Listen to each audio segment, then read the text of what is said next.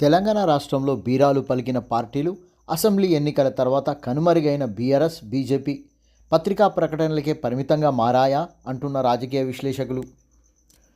మాదే అధికారం అని బీజేపీ పార్లమెంటు 8 శాసనసభ స్థానాలకే పరిమితం కాగా, కాంగ్రెస్ రెట్టించిన ఉత్సాహంతో ప్రజలకిచ్చిన హామీలను నెరవేరుస్తూ ప్రజలకు నమ్మకం, విశ్వాసం కలిగిస్తూ నిరూపించుకుంటూ ఒక్కొక్క నెల ముందు సాగుతున్న పరిస్థితి తెలంగాణ రాష్ట్రంలో కాంగ్రెస్ పార్టీ చేస్తున్న పరిస్థితి కనిపిస్తుంది.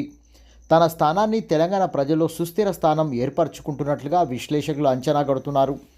కాంగ్రెస్ కంటే కలహాలకు, చిన్న విషయాలకు రచ్చకు దిగే సంస్కృతికి పెట్టిన పేరుగా ప్రజల్లో ఉందంటున్న పలువురు రాజకీయ విశ్లేషకులు.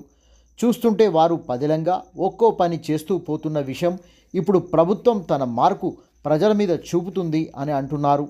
అప్పట్లో ప్రభుత్వ కూలుతుందంటూ ప్రచారం చేసిన బీఆర్ఎస్ నాయకుల మాటలను తలకిందులు చేస్తూ ప్రభుత్వ పాలన సాగుతుందంటున్న కాంగ్రెస్ నాయకులు ప్రజలకిచ్చి రైతుల రుణమాఫీలో మాటకు కట్టుబడి రుణమాఫీ జరుగుతున్న విషయాన్ని జీర్ణించుకోలేకపోతున్న బీఆర్ఎస్ అంటూ కాంగ్రెస్ పార్టీ మంత్రులు కేసీఆర్ను నిలదీస్తున్న పరిస్థితి తెలంగాణ రాష్ట్రంలో నెలకొంది.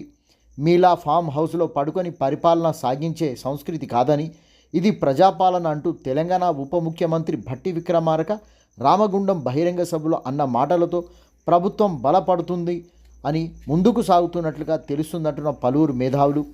కాంగ్రెస్ పార్టీ రాష్ట్ర అధ్యక్షుని ఎన్నిక జరగనుంది. ఇటు ప్రతిపక్షంలో 2వ స్థానంలో ఉన్న బీజేపీలో చలనం లేనట్లుగా, పార్టీ క్యాడర్ నిరుత్సాహంగా ఉన్నట్లుగా తెలుస్తుంది. ప్రెస్ మీట్లు లేవు, ధర్నాలు లేవు, డివిజన్ మండలాల్లో ప్రజా సమస్యలపై కదలిక కనిపించలేడం లేదని ప్రజల్లో గుసగుసలు ఏర్పడుతున్నాయి. బీజేపీ నాయకుల తీరుతో ఒకంత ఆశ్చర్యంతో తెలంగాణ ప్రజలు ఉన్నట్లుగా తెలుస్తుంది. వచ్చే ఎన్నికల్లో మేము ప్రభుత్వం ఏర్పాటు చేస్తామంటున్నా ఆ దిశగా ప్రజల్లో విశ్వాసం కలిగించేందుకు ఎలాంటి ప్రణాళిక కనిపించడం లేదని విశ్లేషకులు తెలుపుతున్నారు. తెలంగాణ రాష్ట్ర బీజేపీ తన సొంత యూట్యూబ్ ఛానల్లో మాత్రమే ప్రెస్ మీట్ల వివరాలు పొందుపరుస్తున్నారని తెలుస్తుంది.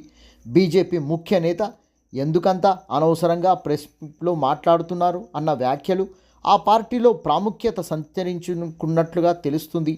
దీంతో డివిజన్ మండల స్థాయి నాయకులు కిమ్మనకుండా ఉండిపోవడంలో పార్టీ కదలికలు ప్రజల సమస్యల మీద స్టాండ్ స్టిల్గా వైఖరిగా మారిందని తెలుస్తుంది. మీడియా, ప్రెస్ ముందు బీజేపీ క్యాడర్ రాకపోవడానికి అదే కారణంగా తెలుస్తుంది. మరోపక్క బీజేపీ రాష్ట్ర శాఖ అధ్యక్ష మార్పు జరగనున్న నేపథ్యంలో పార్టీలోని నాయకులు, క్యాడరు ప్రత్యేక శ్రద్ధ కనబరుస్తున్నట్లుగా తెలియవచ్చింది. సెప్టెంబర్ నెలలో సభ్యత్వ నమోదుకు ఒక్కో బూతుకు 200 సభ్యత్వ నమోదు చేయాలనే ఆదేశాలున్నట్లు పార్టీ యంత్రాంగంలో చర్చ జరుగుతున్నట్లుగా తెలుస్తుంది.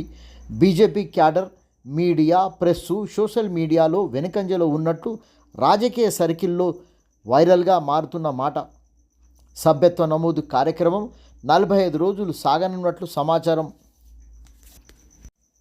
తెలంగాణ రాష్ట్ర కాంగ్రెస్ ప్రభుత్వం హైదరాబాద్ నగరంలో హైడ్రా అనే సంస్థకు అధికారాలిచ్చి చెరువులను, కుంటలను, నాలాలను కబ్జా చేసి అక్రమంగా నిర్మించుకున్నటువంటి వాటిని కూలదోస్తున్న విషయం ఇప్పుడు తెలంగాణ రాష్ట్రంలో హాట్ టాపిక్గా మారింది.